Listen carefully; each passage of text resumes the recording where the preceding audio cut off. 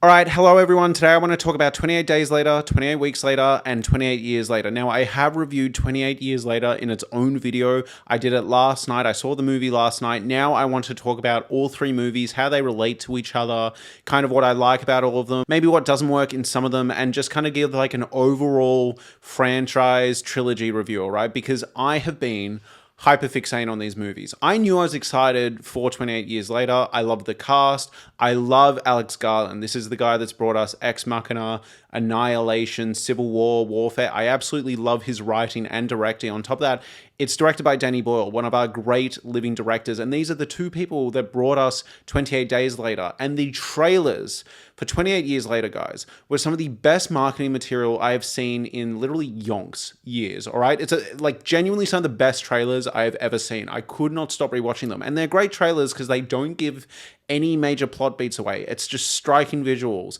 and that incredible Boots poem. It's fantastic, all right? So the thing is, I rewatched 28 Days Later and 28 Weeks Later in anticipation. I remember liking both of them well enough. I remember thinking I was surprised people didn't like 28 Weeks that much. Rewatched them both and I have so much to say, all right? And the big thing here is I just can't stop thinking about both of them.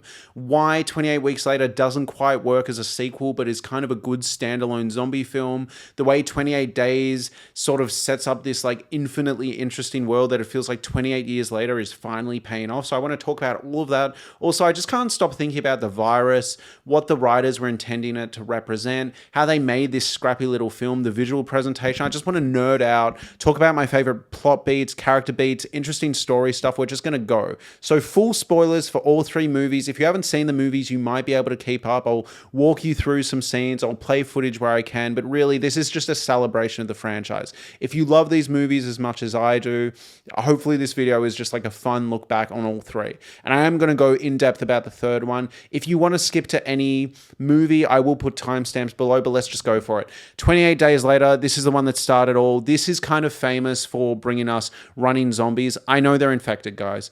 Please don't leave the comment, all right? At this point, in 28 Years Later, someone literally calls a baby a zombie baby, all right? Like, do you get what I mean? Like, they are referred to as zombies in universe. Alex Garland has thrown in the towel and literally in an interview in GQ recently talked about the fact that he made a zombie movie. All right, yes, they are infected. They are not dead people that have risen from the grave. They are actually people that are infected with this rage virus. There is some humanity there, which I want to talk about in all these movies. But I understand. Please get off my butt if I talk about them as zombies. All right, now let's just get into it. So Cillian Murphy wakes up in this hospital. I love this initial section, but before we get there, we actually have to talk about the opening monkey section. The big thing I like about this monkey section that is so easy to miss, or it's just kind of like you're watching the movie in a day has been like, where's this going? But this idea that a monkey has been strapped down to a table and essentially forced to watch humanity being violent to one another is such an interesting idea. And it essentially implies that this monkey is like Clockwork Orange style driven mad, right? By watching this horrific footage, that it creates this virus that then the scientists, I guess, have bottled and then injected back into them, and now it's a virus. It's a contagious virus, all right? And it's a loose setup. It's a fun idea, but I think what's really interesting here is the rage virus in general, right? Now, the director and the writer have talked about the fact that they were making this post 9/11. This rage virus was meant to be a commentary on human nature and the way we kind of innately hate people that don't look like us, people that we feel like don't belong. 28 Years Later is apparently a metaphor for Brexit.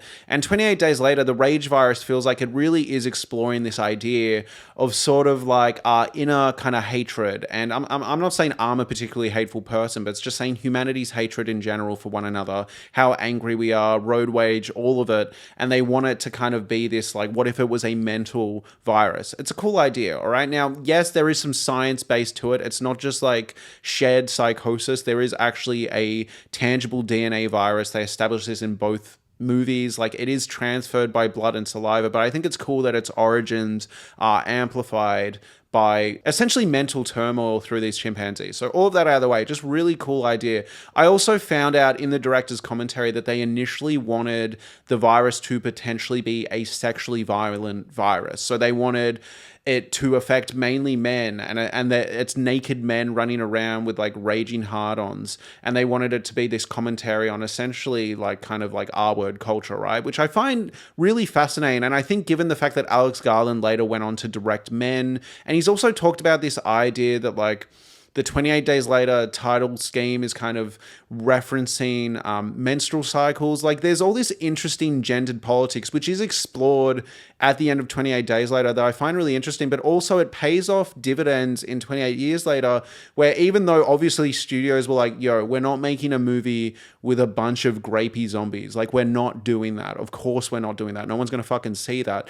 In 28 Years Later, they really lean into it, all right? These zombies are now like natives running around completely naked, full, berries and twigs out, And I think it's an interesting moment because that makes them innately more threatening. There's no sort of like social conditioning there. They're not trying to like be modest. They are trying to eat you and potentially worse. It's really fascinating. Really, really fascinating. And I know that might sound like a reach, but look at 28 Weeks Later, which I know kind of is not canonized and abandoned, but it does imply there is a sort of palpable sense of rage. They aren't just mindless. Like the more rage they have, the more kind of personal it feels. Look at the way the father kills his wife in 28 Weeks Later. It is meant to feel entirely personal. And the way he stalks his kids, there is some humanity coming through there. It's the most interesting part of 28 Weeks Later.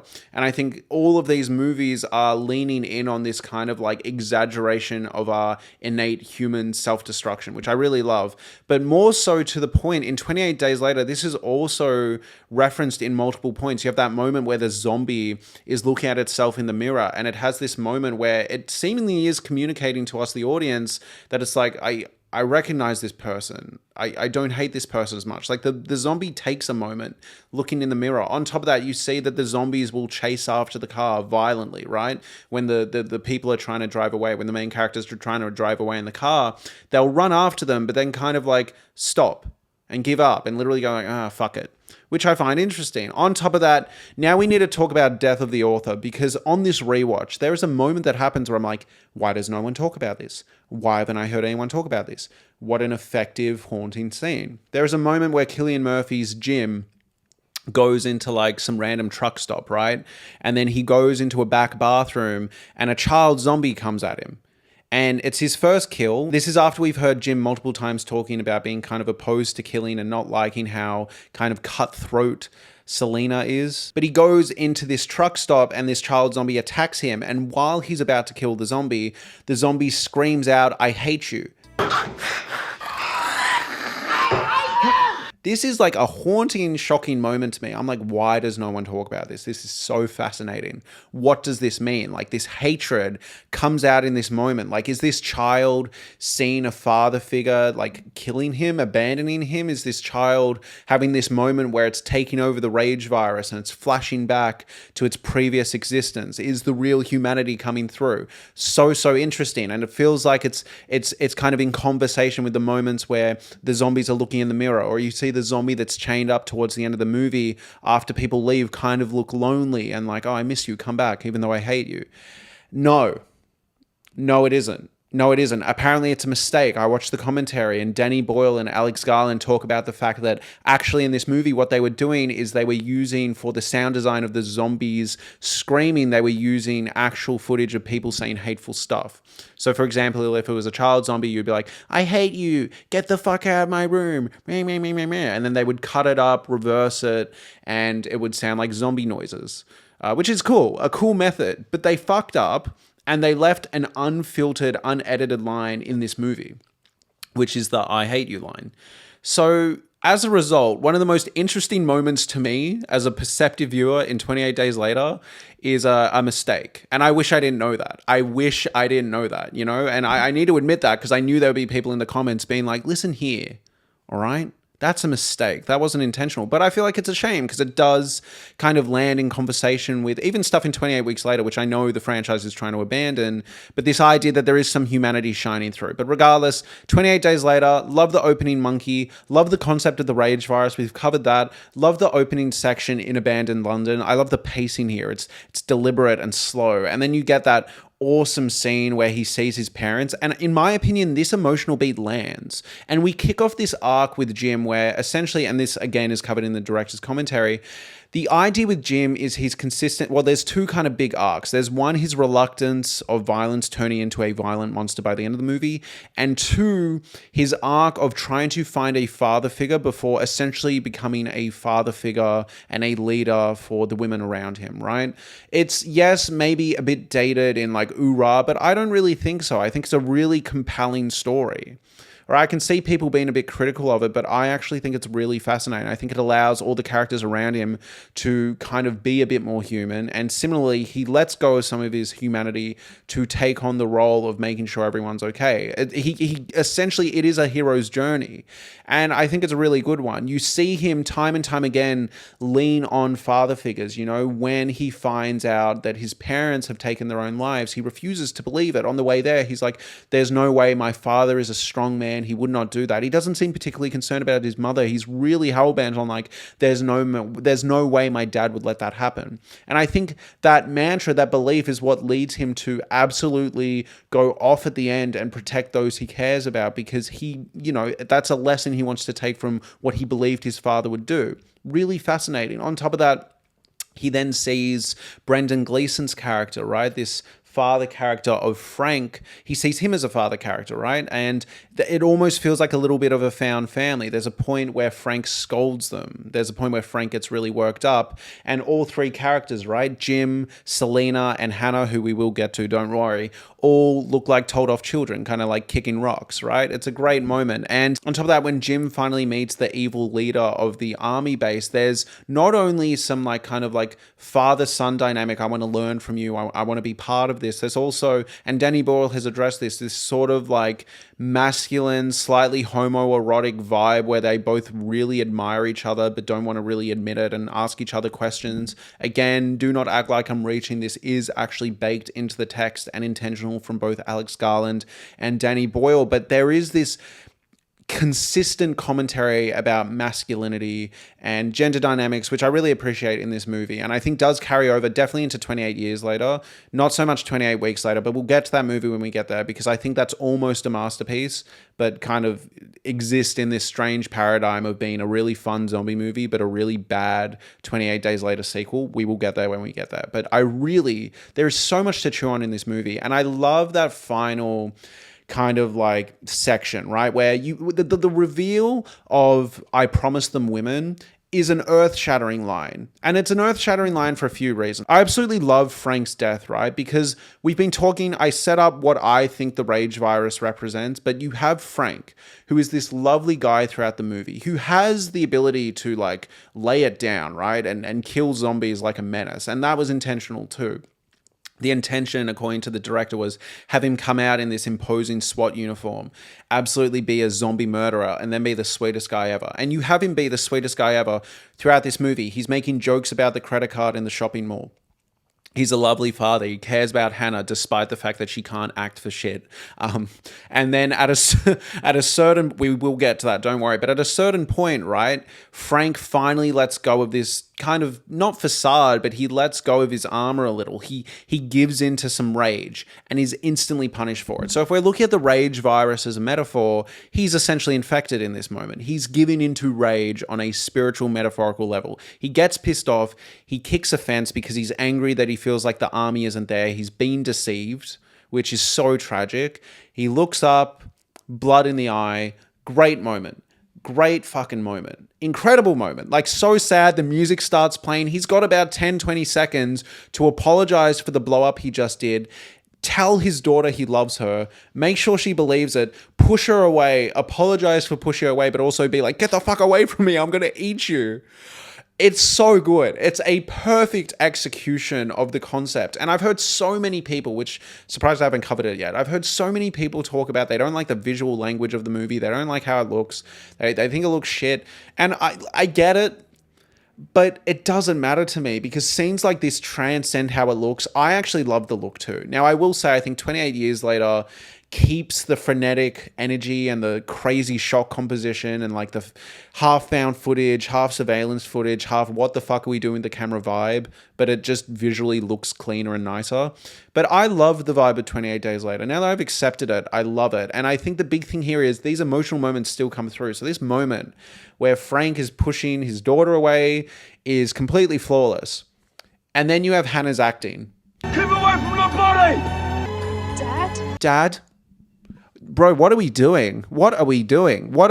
Danny Boyle, director of Trainspotting, Academy Award winner for Best Director for Slumdog Millionaire, has made some of the best films of the 20th century, including 28 Days Later.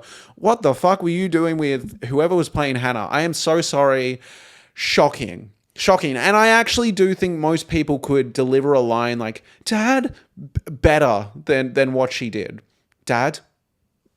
What was she going for? It was so bizarre. And she has just brutal line deliveries throughout the movie. There's one where she tries to explain the dilemma of we have to stick together because we'll be worse off alone.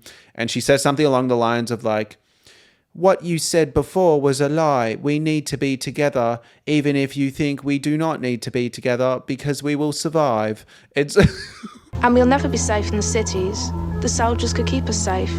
It's so bad, and so much dramatic weight rests upon her shoulders. It's her father being killed, right? Yes, it's the whole group's family figure, father figure, but it's her father dying. And then later on in the movie, like obviously it is completely awful that either party is about to be sexually assaulted by these soldiers, but she's a child about to be completely corrupted, right? Someone who probably hasn't even had a formative sexual experience at all, being completely corrupted. And we have an adult basically being like, here's some drugs to get you through this. A horrific moment. And then you've got her just like eating every line, like fucking, it's so bad. Anyways, whatever, I'll move on because I think we all know it, but it's a stain on otherwise a perfect movie. But yeah, I love the arc of Jim finally going full mad. Very obvious. Like, I don't need to explain that, like, at this point, he basically is a rage zombie. Like, it's basically one in the same. This is a parallel that both 28 Days Later and 28 Years Later bring up. 28 Weeks Later is a different story, but you know, this is a very obvious metaphor that I don't think I need to explain. I think we all get it, but it's awesome. And I even like the line where she's like, I thought you guys were eating each other, but they were kissing. All good stuff for a great movie.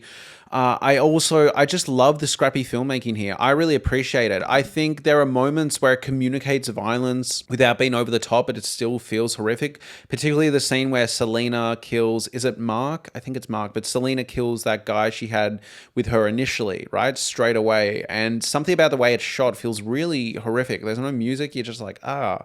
Also, there are weird directorial decisions that I can't even say they work, but I kind of fuck with them. There's a moment where they drive by flowers and it's like a painting. I don't know why they did it, but it sticks in my brain. And I appreciate a movie just sometimes doing stuff, you know? I don't know why they did it. Like I actually can't give you a reason. And I listened to the director's commentary and Danny Boyle goes, we thought it was cool. And I kind of agree with him. Circling back to before, I love the army compound, the whole we promised them women thing. I've heard people complain about like, it only took 4 weeks for the army to become evil, opportunistic, sexual predators. And I'm like, yeah, guys, I think the point is they were like that before the world ended. Stick with me here, but I actually think that was purely intentional. The point of this movie is it only took 4 weeks, essentially, right? A month for people to resort to like, we're going to be the worst of humanity, right? So on one side, you have these zombies or infected that are complete rage monsters. And then you've got these other people on the other side that are like, use it to steal and rob and loot and sexually assault. And like they even try and justify it to themselves. They're like, oh, you know, we need to start thinking about repopulation. It's like their first priority is getting laid, right? Without consent as well. Like they're just shitty people. And it makes Frank's death infinitely sadder because it's already sad, right? He dies thinking that he failed to get them to like safety, failed to get them to the army. Then he's shot by the army. Sad, right? So like he died not knowing that he'd actually achieved what he wanted to. And then we find out that he did achieve what he wanted to. And that's already tragic. But then it turns out what he actually achieved was delivering 2 young women to a bunch of opportunistic sexual predators. And you're like, that's so fucking, like, it's such a grim movie. And there is a lot of humanity. Again, there's moments where Jim calls him dad. I love that scene, by the way, where he has that dream where the sheep run away. It's like, what does it mean? I don't know, but it's a haunting, scary visual in a really good way. Like, oh, cool stuff, you know, really cool stuff. And I just think this movie's writing is good. It feels like the world is expansive. It feels like there's a lot going on. Now, the only thing I really have against this movie is, again, Hannah's performance. And I think the ending's just a little like, I don't know, we didn't know how to end it. And again, that's confirmed in the director's commentary that they had other ideas, and this is going to be a hot take. I prefer the other idea. I watched the alternate ending, and basically the idea is Jim is losing blood. Now, they had another one where Jim wanted to transfer blood to keep Frank alive and died in that process. I think that's a really cool idea, but I think it also sets up this idea that there's kind of a cure or workaround of the virus by replacing the blood. And I kind of like the idea that there's no hope for a cure. This is just an awful virus that fucks up Britain completely. And I also love the idea that it's kind of only Britain, like Britain gets isolated later in the series, but all of that's really cool. But I really like this alternate ending idea that they had, which was essentially just Jim dies saving the women, which I think fulfills his character arc of looking for a father figure and kind of becoming one. And I think it also fulfills this idea of him being simultaneously colder than he was at the start of the movie, but not so much so that he lost that humanity. I just love the journey he goes on from killing this child zombie in this really haunting moment. Really interesting that he can't tell Selena as well, despite the fact that she's really brutal and ruthless. Like, what does that mean? What does that say about him and her? But yeah, the ending, the alternate ending they proposed and that you can actually watch is that he loses all his blood after being shot, right after they escape the military compound. And they try and save him desperately. Selena is a chemist. She's trying to save him. It doesn't work. And then they leave and he dies in a hospital and they go on to hopefully greener pastures. It's a grim ending. It's not amazing. Like, it's not a huge twist or anything. But there's 2 things I like about this one. One, it's grim. It fits the nature of the movie, whereas the ending to 28 Days Later feels a little too optimistic. However, I will say, given what we see in 28 Years Later, I'm fine with it now because clearly the world wasn't saved. They didn't get on a jet and get away. Like, clearly that did not happen. But regardless, we'll get there when we get there. But 28 Days Later, the reason I like that alternate ending is because he starts the movie in a hospital and he's returned there, you know? And on some end, he essentially showed up in the life of this group, got them through horrific stuff, saved them from an awful fate with this military thing, and died doing that, just to be placed back right where he started at the start of the movie, despite going on this crazy journey. You know, he was awake for only like a bit of the apocalypse, a couple of days at most, and did all this just to end up back right in the hospital like his parents wanted. You could have cut to the parents' note or something, or cut to the after. If you want to make it amazing, you could have had this moment where he seemingly meets his parents or starts talking to them as he's cutting goodbye. I actually think that's perfect. If they added that stuff, I would have fuck it. I think that's awesome. And I actually think, because the reason they changed that ending, they said it was too downer, right? They said it was too dour. People didn't like it. I think you could have kept Jim dying and just added a scene where he kind of like seemingly is talking to his parents or is happy to be with them, or you even just like cut to the parents' bodies before and now he's lying there next to them or something. Or maybe they place his body there next to them. I think that is, yes, still dour, but also really beautiful. But yeah, I love this movie, guys. I love how it looks. The only other knock I have on this movie is the sound design. So might be a hot take. I can deal with a movie that doesn't look amazing. I watch plenty of old movies that don't look amazing, but a movie with bad sound fucks me off, man. This movie, the best way I can explain it is watch a movie like Civil War, right? There are gunshots that are meant to be loud, but they're satisfyingly loud. They're like, boom.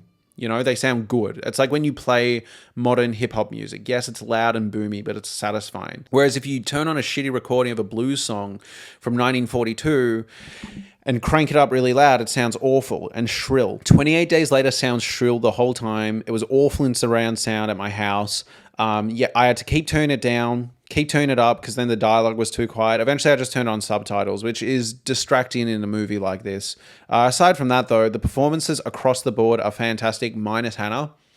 And I think they make Hannah look worse because they're so good. This was essentially our introduction to Cillian Murphy, who is fantastic here. And I love the eye gouge scene too. Such a great moment and an earned moment of gory spectacle. The music comes in, that iconic 28 Days Later music, which we will talk about in 28 Weeks Later. But I just think all in all, as a package deal, this movie's fucking sick.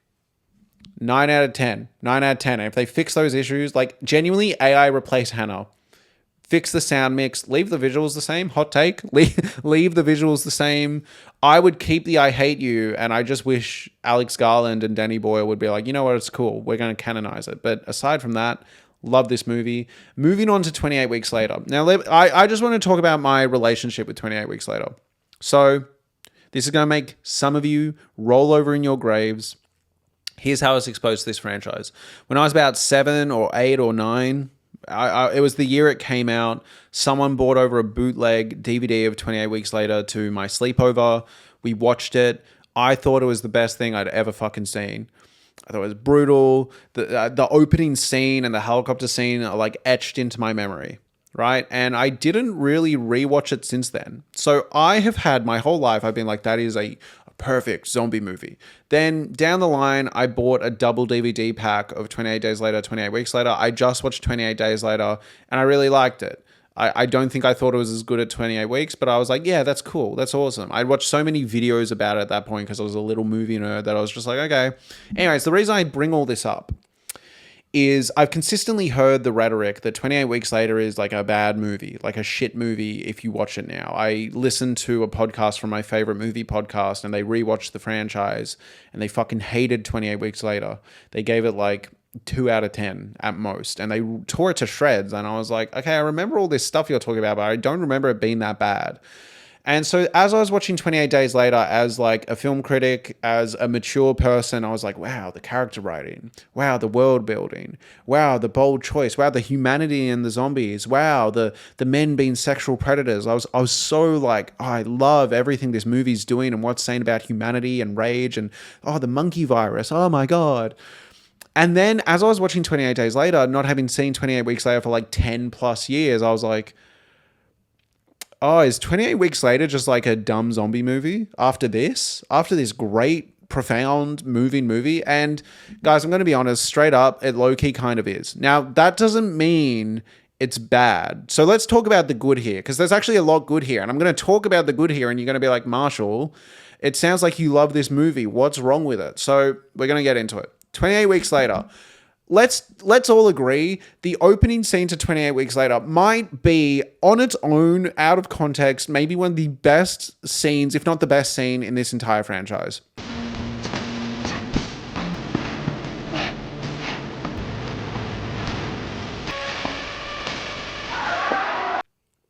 It's so good, all right? Like, and to be honest, this movie feels weird and strange and not as good from the jump. Like the dialogue, the character interactions, the fight about like, my boyfriend's out there. Oh, he's going to come back and feast on your neck, love. It's like, it's clearly not as good.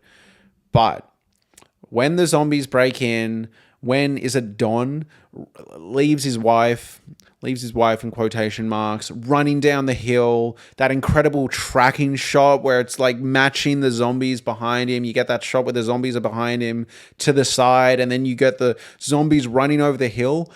Guys, this is as good as it fucking gets. You've seen them, how quickly the virus spreads. I hadn't seen the first one, so this was my exposure, and it tells you exactly what you need. You've seen how quickly the virus spreads, how brutal it is. It's just amazing. It's fantastic. And then from there, the movie just goes, it's just dull characters, dull conflict. You have such an interesting conflict here with the idea that he leaves his wife, but his wife returns. And they completely shoot it in the face straight away. So you get none of this interesting, chewy character material. But let's talk about the good first and we'll get to all that. Next thing that is good. The helicopter scene is a bit schlocky and a bit over the top, but I'm not going to pretend it's fucking awesome. On top of that, what I like potentially even more is after the helicopter scene, there's this thuddy like dunk, dunk, dunk, dunk, dunk, dunk, dunk, as they're sprinting and the music's lining up with the pace of the sprinting and it's match cutting. It's just visceral and exciting. Next thing I absolutely adore. I actually like the city getting nuked, all right? It's a bit dumb and over the top, but at this point, the kind of like smart movie you wanted from 28 Days Later has left the building.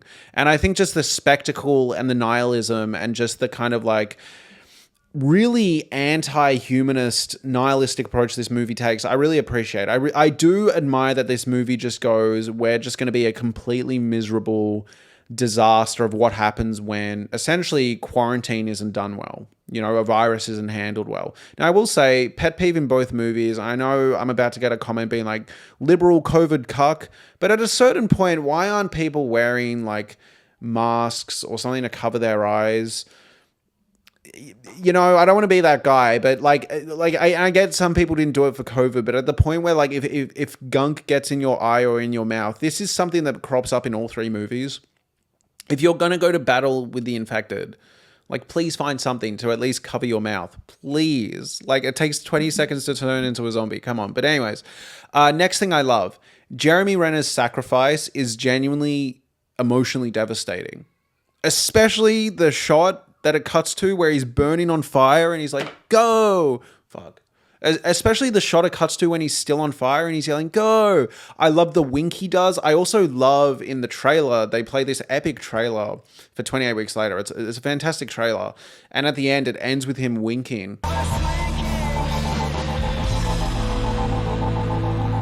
Sick. I love the vibe of the trailer, by the way. And I think that's the big thing. I was talking to my friend about like, the movie has such great set pieces. Like the opening section, the helicopter section, the chase section, Jeremy Renner getting burned, even the bombing. I love all of it. It has so much good stuff. And he said, yeah, it's like a really good trailer movie. I'm like, fuck yeah, it is. Like, if you take all the spectacle from this movie and just make it into like a 20, 30-minute music video, it's awesome. The trailer's awesome.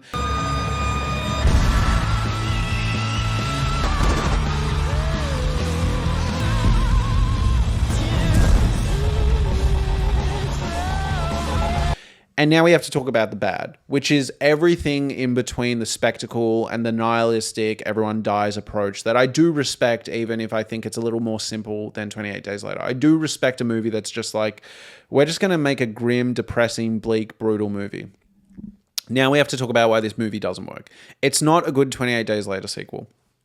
Now, I didn't need Jim to come back. I didn't need any of the characters to come back. I think 28 Years Later is a fantastic sequel, and so far, none of the characters are back in that one. Now, I've heard rumors that there might be people reappearing in later 28 Years Later movies, but for now, that's a sequel that doesn't have any of the original characters. The issue here is, I don't think it has that much deep to say about humanity. It does kind of turn into like, the zombies are bad and we need to kill the zombies. Also, there's like blatant disregard for certain lore. Again, we talked about the fact that they are humans just infected with rage on like a physical level, right? But like in this movie, you see zombies or infected people that have been like shot with their guts missing, cut in half, still walking around.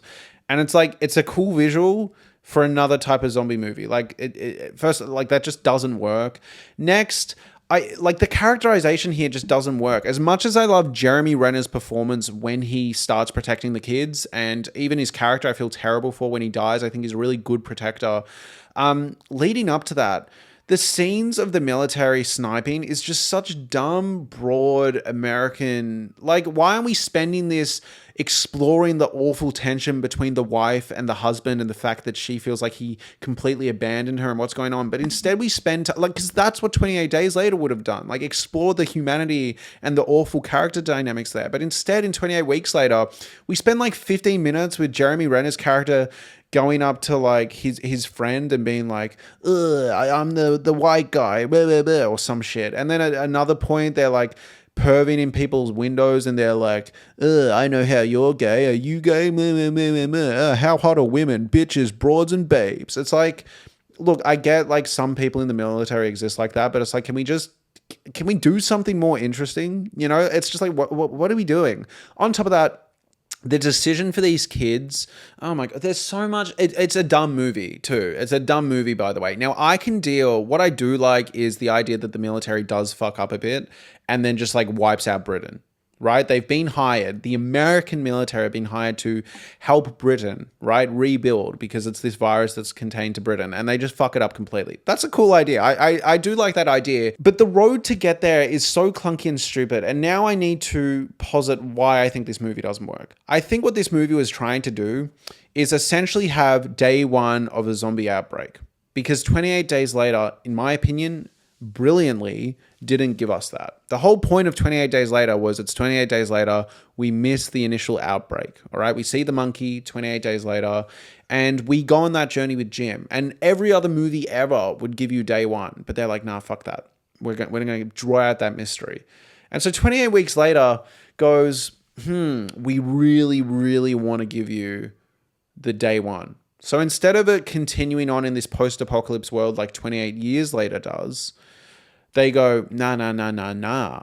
Everything's all good again. And we're going to have it in Britain again. And we're going to have Britain rebuild in the middle of like places that still have infected people around that haven't been cleared. And you're like, what?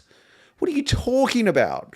So yeah, Britain just starts rebuilding, and then these kids come over and fucking not even a day in. Like if they'd been there for 6, 7, 8 months and they're, again, this is what we need to make the movie better. They're beefing with their dad. They don't trust their dad because they feel like their dad abandoned their mum. You really lean into that tension. He's clearly lying. The family tears apart and one of them makes an impulsive decision. You know, maybe the young kid runs out because he's crying and like maybe the dad says something awful about the mum. So you understand the decision to sneak out more. On top of that, like I get that Jeremy Renner's character is a heart of gold so he doesn't shoot the kids. But let's be real, like in 28 days later, the military would have shot these kids and shot the mum on sight. So you have to ignore that. But regardless, the kid sneaks out. The big issue here is I can believe kids do dumb stuff, but both kids do it, and it only takes like 8 hours. They have like one minor disagreement with their dad and just fucking go fuck it. And it's just so silly. And on top of that, I don't like the immunity subplot. I don't like it. They don't do anything with it, by the way. Like the only reason they have the immunity subplot there is so the mum can come back, which again is an interesting character beat, but they don't do anything with it. So here's why I don't like the immunity subplot. First off, I think it makes the virus inherently less scary and interesting. Like the idea that there's this immunity. We've already seen in The Last of Us, which I know this was made before, but I'm just like, okay, I'll go with it, fine. But they don't do it, like they don't do anything with it. The only reason it's there is so we can somehow write our way into getting the virus back into the mainland, which by the way, there is no way they would bring her into the mainland. Like the moment they realize she's been bit, they would send her back out. And if they want to do any experiments on her to find a vaccine, it would be on the outside of this fucking safe zone. No way. On top of that, the guy just sneaks into the thing. I know these are complaints you've heard before, but the guy just manages to like sneak in, and I don't mind him kissing her. Again, it's just we need more character work. So let me posit what I think would have made this movie better. Maybe some flashbacks earlier, but I do like the opening scene. But somehow you get through dialogue that maybe the wife and husband were having issues before the outbreak, all right? It is going to require some rewriting. But maybe you find out that the husband and the wife actually were kind of at odds and they need to stay together to get through this survival thing, right? And then he validates it and leaves her, right, at the start of the movie. And now she's back and he has to deal with wanting a relationship with his kids, but also not revealing to them that he left the mum, blah, blah, blah, blah, blah. I think you just could have made a really compelling family drama with a zombie backdrop. And the reason I say you should have done this is because there's all this really interesting stuff in this movie where the dad is following the kids around, like almost like he's a zombie, but he still has this inherent like fucked up father complex. Like I'm going after you two specifically, which is really fascinating, but not earned. So you set up the idea that the wife now obviously hates the husband And give us more time with that. Have him try reason with her. Have her be like, you know what, before this fucking outbreak, I went to leave you anyway. Maybe you find out he was a bit abusive in his past. And so now him becoming a violent range zombie is kind of a personification of that. You know, you find out that he was an awful husband. He was abusive. She wanted nothing to do with him. They had to stay together for survival. And he hates that she has survived and is now making him feel shit again. You know, you make it a commentary on male violence like you did with the first film. You build it up for a while, and then, you know, finally he maybe even kisses her against her consent at least, right? We'll go with that. I do like the idea that they seemingly imply in this movie that she intentionally knows it's probably going to give him the virus. She like bites his lip and looks at him all cavalier. But again, give us more time with this. I didn't know how she felt about him that much. You didn't give me any time with her. You gave us 32 seconds. You know, how did you get out of this? I don't know. How are you here? Did you get bit? I don't know. Like, no answers, mute character. You don't get any interesting face-off between the husband and the wife. And I think it just could have been so interesting. Like, I was watching it with people. And when you find out the wife is alive, everyone's like, oh, shit. Oh, he's in trouble.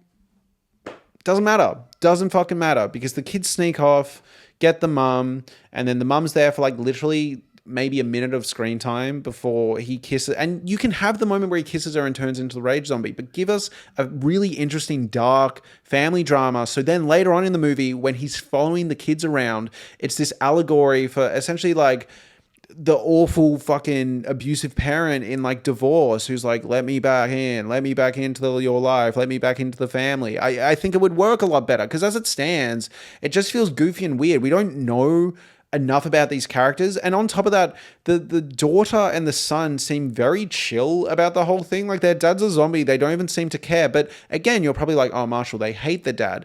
Set that up, lean into that. Give me, you know, have conversations between the kids. Barely even talk to the mom. Like, what? This is such interesting story potential that they did nothing with. That 28 days later, I feel like the writer and director would have done so much with. You could have had the kids turn on the dad, right? The whole family unit abandons the dad despite him feeling like he did the right thing in that moment. And I'm going to say, I actually think he kind of did the right thing in that moment. Yes, symbolically, it looks a lot better to die with your partner, but they were not getting out of that situation, guys. And on top of that, it's not like he threw her into the zombies. She let the kid in. She chose to run and get the kid instead of run away with him, at which point a zombie's in between them. And the only thing that would have happened is they both get fucking blood on them, get eaten, and die. And she would have survived, if anything. So, yes, symbolically, it would have been lovely if he stayed to die with her. But I'm not going to pretend I don't get it. I think people that are like, oh, what an evil... Anyway, whatever. My point being is you could have had this great thing where the kids and the mum turn on the dad completely, build it up over 30 minutes of like, you know, domestic infighting and like references to how their home life were before the virus. And he thought he had a second chance by being the alpha warrior protector during the virus, but he fumbled that by running away. And it kind of reestablishes that he was a shitty husband back then and he's a shitty husband now. He's abusive, he's not good, yada, yada, yada, doesn't listen. The kids abandon him. And that makes sense why they don't mind shooting him. My issue is we don't know enough about this family for this stuff to be compelling. They shoot their dad and it's like they're just shooting a random zombie. They don't seem to care. And what's so interesting is the dad is following them around. And I'm watching the movie the whole time being like, so interesting that the dad is doing everything he can to get back to his children despite them obviously not wanting him there because he's a killer zombie. And again, that feels like such a good metaphor for like abusive partners who have children that are like, please let me back into your life. Fuck the court system. Blah, blah, blah, blah. Like, I think if you even just gave us more character drama where they're like, get away from me, dad, while he's not a zombie. They're trying to keep the dad away. So then now that he's a zombie and forcing his way back into the life, and this dad figure, this father figure is biting at the son. And yes, it's horrific because it's a zombie, but it's also like even more horrific because it's this father presence they were trying to get rid of before he was a zombie is just so much more interesting. And it's like, technically it is there, but it's paper thin, you know? That's me really giving this movie benefit of the doubt and trying to find a deeper meaning. But like, they could have really explored this and made it really, really fascinating. But they don't do anything with it because it's a dumb movie. It's a bad 28 Days Later sequel. Instead, what we get is a really good dumb zombie movie. And that's the thing, the spectacle here, the nihilism. Like, everyone's going to die, the city's on fire, helicopters shooting at the car, all of it's cool. Jeremy Renner dying is a perfect scene. Helicopter scene is stupid, but so much fun. So much fun. And the opening scene is fantastic. I love the visuals too in these action scenes. I will say, when it's not an action scene, I hate how this movie's shot. I hate it more than the first one, because the first one at least feels like it's intentionally gritty and clunky looking. This one, it's like occasionally they'll try and look like 28 Days Later, but for the most part, it just looks like a really shit, boring TV show. On top of that, even though I think Rose Byrne and Jeremy Renner are fantastic here, I don't think the kids are that good. I also think Robert Carlyle, I think is his name, the guy from Trainspotting, who plays the dad, isn't that good minus the first scene. He's kind of really, it might be writing. I know he's a really good actor. But guys, what shocked me the most is Idris Elba is one of our best actors working today. He's a fantastically charismatic actor. He kind of sucks here. His delivery of like, "We've lost control," is so bad. Execute code red. We've lost control. It's the big line in the trailer as well. "We've lost control. We've lost control. We've lost control."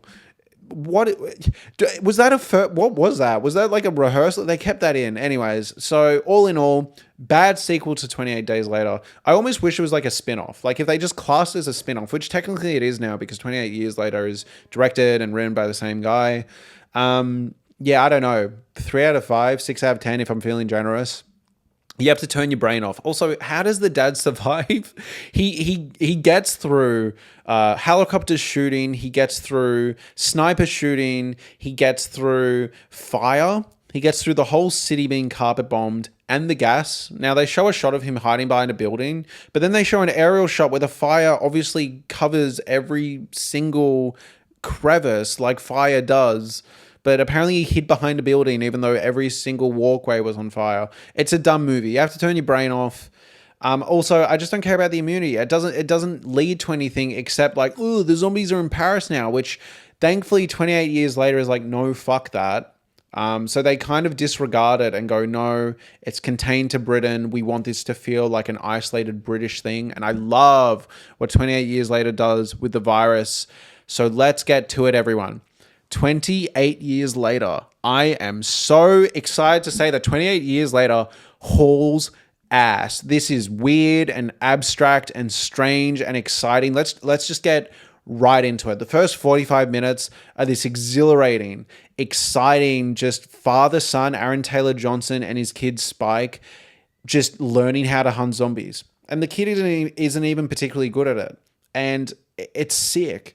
The visuals here are fantastic. You've got that Boots song playing, the wah, wah, up and down again. It's so good. It's so good. It's so good. And it's cutting and editing to like past footage from like historical movies and documentaries, while juxtaposing that to what these people are doing, essentially kind of exploring the idea that people and zombies are reverting back to traditional patterns that have been around for yonks, you know, and like the humans and the zombies are essentially becoming closer and closer together to the point where they're just going to feel like different races rather than like different breeds, you know. I love, also, I forgot to mention this in my initial review, but I love that even the people are called natives now. There's a soldier, I think a Swedish soldier, that shows up and refers to Spike as like, oh, you're a native, right? So interesting. But on top of that, there's, oh my God, it's just such an interesting movie. So let's just go chronologically. The first 45 minutes are exhilarating. I think it's exactly what the trailer was showing us, right? This visceral zombie experience of just like brutality, and every fucking 5 minutes there's this shocking visual. I also love the opening scene. I don't think it's to be fair, I don't think it's as good as 28 Weeks Later opening scene, but it's pretty damn close. It opens with the character Jimmy escaping a bunch of zombies, and it comes back around in just such an awesome, exciting, strange way. But yeah, this opening 45 minutes, oh my God, the nighttime red visuals of the zombies eating the deer, eating the person, sticking the deer on. It's so sick. It's just, I was seeing that for the first 45 minutes being like, this is a mainstream movie with such abstract, exciting visual communication. Like, and I don't know if everyone in my theater was feeling it, but I Bruh, I was almost creaming my pants. This was so exciting. Just like a massive budget, exciting, like a Sony movie, right? Like a big mainstream movie with all this strange editing. I love whenever they got shot with an arrow. It was clearly using that iPhone rig that everyone talks about, but you'd see like they'd get shot by the arrow and it would cut to one side here and then one side here and then the top down kill shot. So exciting. So exciting. I thought all the writing was really interesting too. And in my opinion, the movie could have just been this 45 minutes and I would have been pretty happy. Like I was having such a good time, but then the movie goes for something far more interesting and profound and moving. It's been really pissing me off seeing the comments that people feel like on my initial review that people feel like there's not enough zombie action here. You literally get like 45 minutes of it at the start of the movie. Like way more zombie action than you get in the first one, maybe even the second one. But on top of that, you still get zombie action littered throughout this movie. I really don't know what people are talking about. I think they're misremembering how slow 28 Days Later was, or patient 28 Days Later was. I don't think it's slow at all. And how kind of over the top 28 Weeks Later was. But there's plenty of zombies here. Plenty of zombies here. But after the first 45 minutes, which are breathtaking, I also love the dream sequence with the mum. You know, I love the dream sequence where he's seen the mum in the red. I love the world building, the fact that they've been left behind and they also can't go out too far or they'll be shot. The virus is being contained. They're essentially being left to die. They are learning new things about the world. They've been left behind. We find out the rest of the world is like technologically where we are essentially. They have Wi-Fi and Instagram and Uber and Amazon. It's so cool. So cool. But after that first 45 minutes, essentially what happens is a son's view of his father gets shattered. He sees that his father is cheating on his sick wife, his mother, right? Spike's mother, Isla. He is very sad that this is happening. Isla is sick. No one knows what's wrong with her because they're not very well developed, right? And he sees that his father is cheating on Isla and he confronts his father about this. He finds out his father is lying about a bunch of stuff. You also get the sense that maybe the father is a bit apathetic about the fact that his wife is sick because he has this side piece going on. He doesn't seem to care as much. Not necessarily that he wants her to die, but maybe it's not at the top of his brain the way it should be. He also talks about this doctor that he believes Spike should not go to, and Spike's like, maybe we should go to the doctor and see if it can help mum. And it feels like, yeah, if you really loved the mum, you might actually check that out. Now, Aaron Taylor Johnson does tell this story about how the fucking doctor is a freak with all these burnt corpses. But you can't tell if that's actually something that freaked him out or whether it is just something of being like, I just don't want to go. It's a well-played scene, and you feel that from Spike's perspective. Spike is really like, what the fuck? Like, do you actually not want to help mum? I've also seen comments about how Spike was like underwritten or like says dumb stuff. Guys, he's an uneducated kid. They literally don't have school. He's literally like they do have school, to be fair, but not like modern day school. Like they are not going to be as intellectually whip smart as we are. They're abandoned on an island surrounded by zombies. Like they're not reading Shakespeare probably.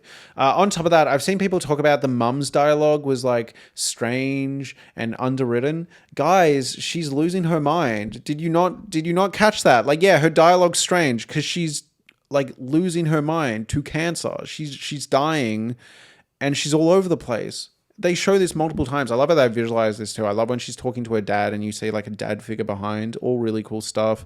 God, I love the zombies in this movie too. I love that the zombies have evolved into essentially like free. It kind of looks more like Cannibal Holocaust, truthfully. There's this alpha with this massive schlong, which I have found out was a prosthetic, which...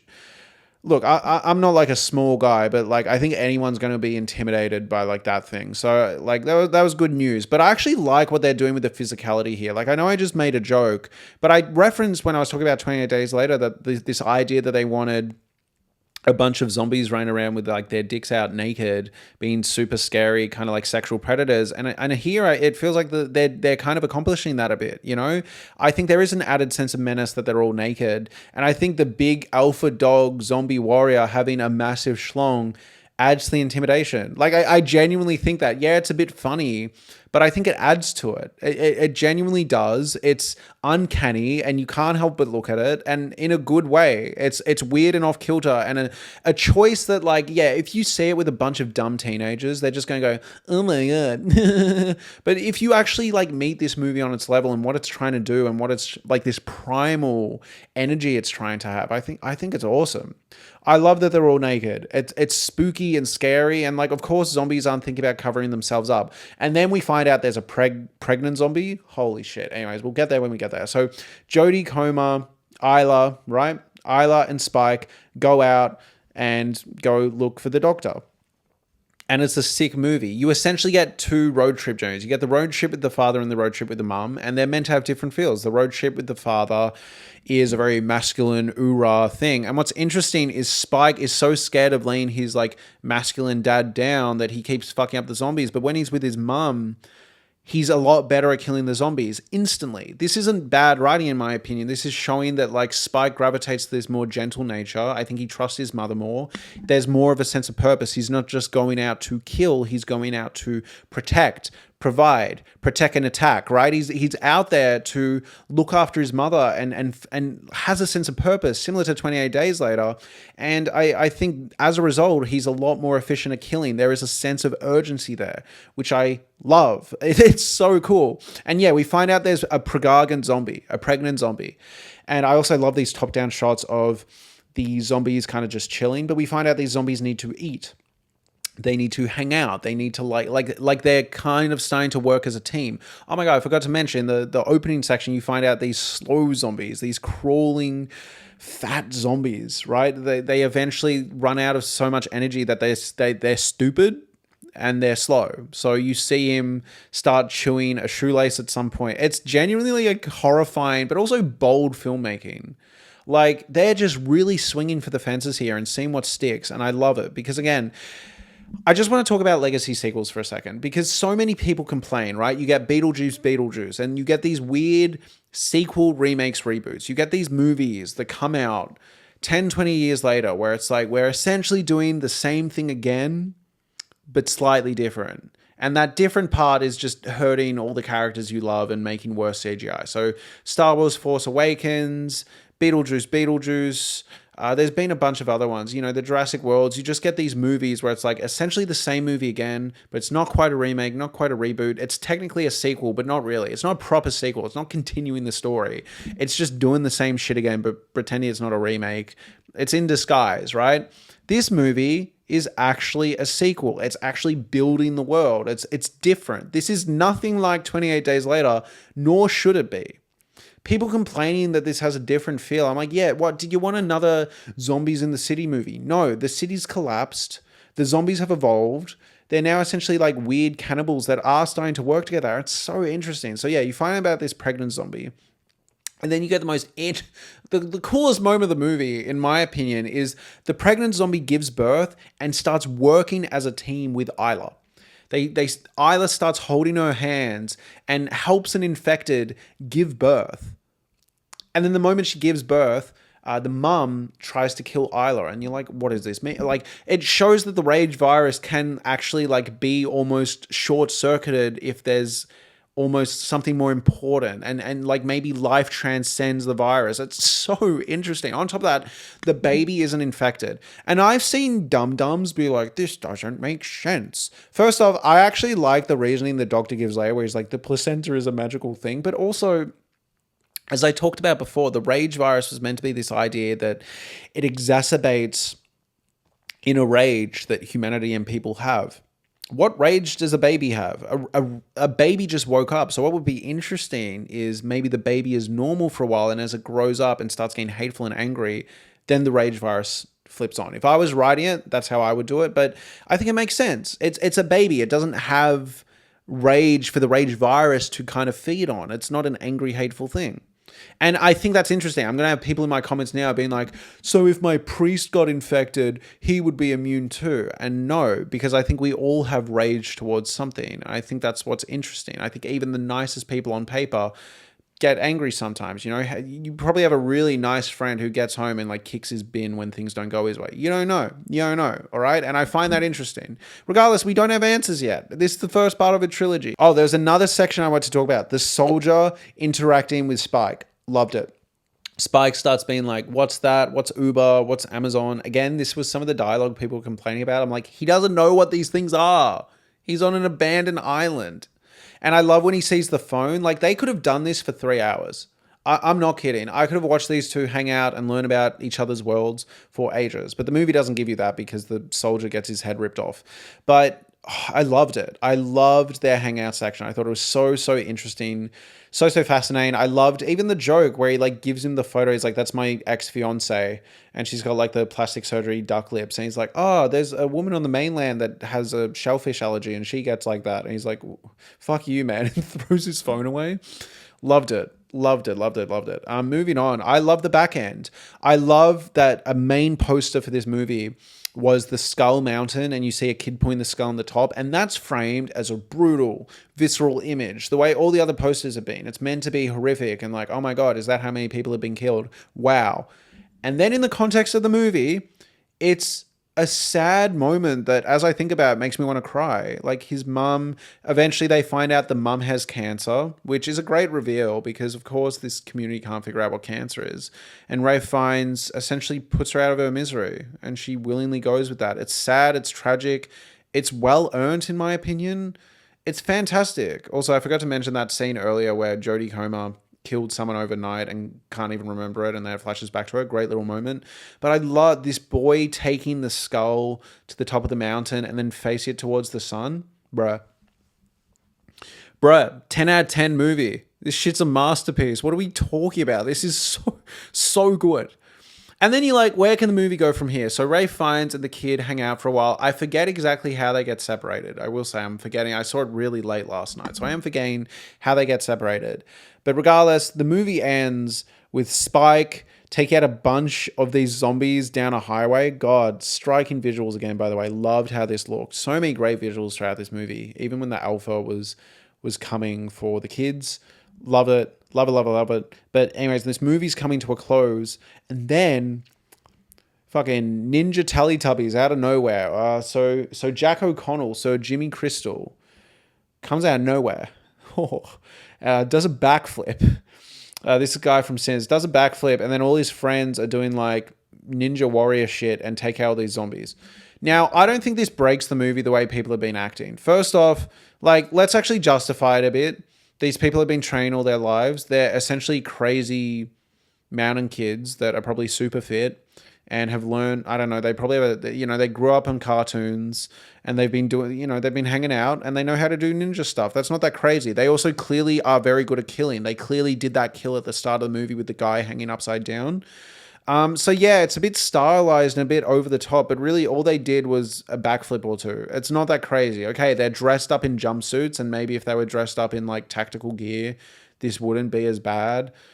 I don't think it breaks the movie that much, guys. And it's also a bit of fun after a really brutal movie. But on top of that, are you guys serious? Like, you don't want a whole second movie where it's Spike hanging out with essentially a bunch of lost children? Because that's what they are. It's the kid from the start of the movie. He's grown up, and a bunch of other kids who have clearly been visually inspired by Teletubbies. And also clearly, I've had so many people mention in the comments, which I really appreciate.